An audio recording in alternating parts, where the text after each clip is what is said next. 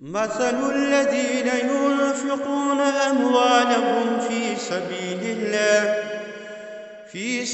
الله كمثل حبة أنبتت سبع سنابل في كل سنبلة 100 حبة والله يضاعف لمن يشاء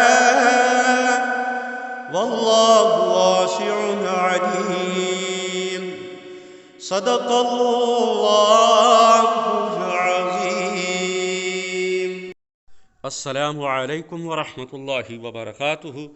ناظرین کرام، اس وقت آپ دیکھ رہے ہیں سندران میڈیا اور میں ہوں آپ کا میزبان طاہر جمیل۔ تو آئیے اپنے ٹاپک کے حوالے سے گفتگو کا آغاز کرتے ہیں۔ ناظرین، ہماری آج کی گفتگو کا ٹاپک ایک بھائی کا سوال ہے زکوٰۃ اور عشر کے حوالے سے۔ بھائی کا سوال یہ ہے کہ اگر گندم کا عشر نکال دیا جائے اور اس گندم کو آگے بیچنے کی غرض سے سٹاک کر لیا جائے تو کیا یہ گندم زکوٰۃ کی زد میں آئے گی؟ میں نے بھائی سے پوچھا کہ آپ کے ذہن میں یہ سوال کیوں اٹھا کہ یہ گندم زکوٰۃ کی زد میں آئے گی کہ نہیں؟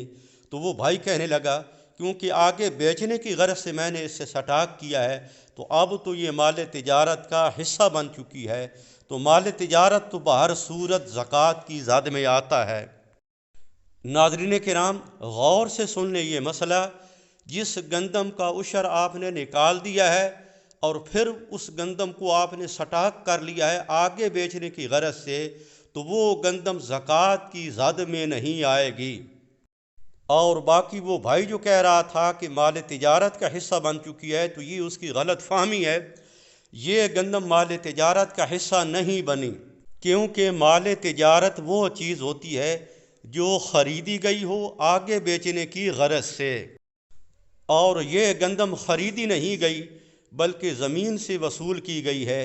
یہ الگ بات ہے کہ اسے بیچنے کا پروگرام ہے، لیکن محض کسی چیز میں بیچنے کی نیت کر لینے سے وہ چیز مال تجارت نہیں بنتی، خریداری بھی ضروری ہے۔